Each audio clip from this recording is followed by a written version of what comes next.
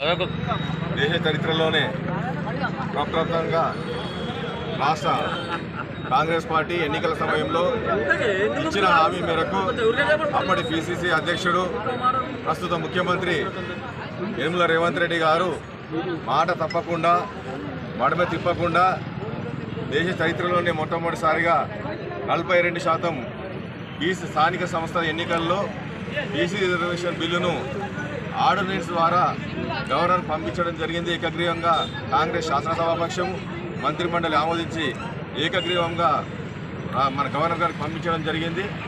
ఆ బిల్లు రేపు సోమవారం రోజున నోటిఫికేషన్గా రాబోతుంది.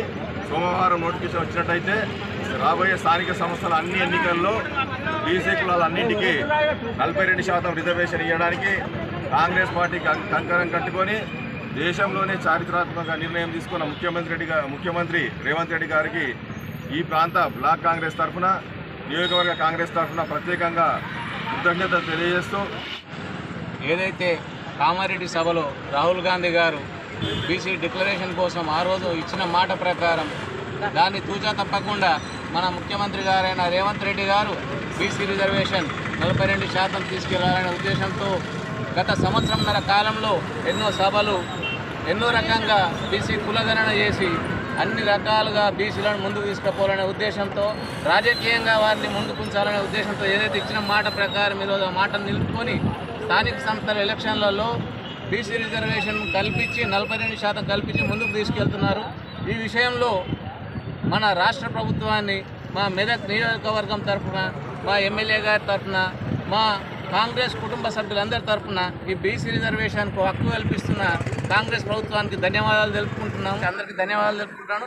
జై కాంగ్రెస్. సగం ఉన్న నా బీసీ మిత్రులందరూ కూడా తరతరాలుగా నష్టపోతూ రాజకీయ పదవులకు, రాజకీయ అవకాశాలకు దూరంగా ఉంటున్న వారందరికీ కూడా ఈరోజు రేవంత్ రెడ్డి గారు కాంగ్రెస్ ప్రభుత్వము ప్రవేశపెట్టిన బీసీ బిల్లు మరి పార్లమెంట్లో, అసెంబ్లీలో ఆమోదం పొంది పార్లమెంట్ రాష్ట్రపతి గారు ఆమోదానికి పంపిన బిల్లును రాష్ట్రపతి గారి దగ్గర ఆపిపెట్టడం జరిగింది.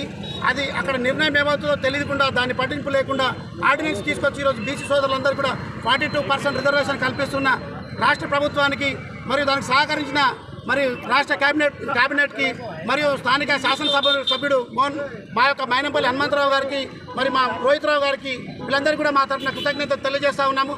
జై బీసీ, జై కాంగ్రెస్.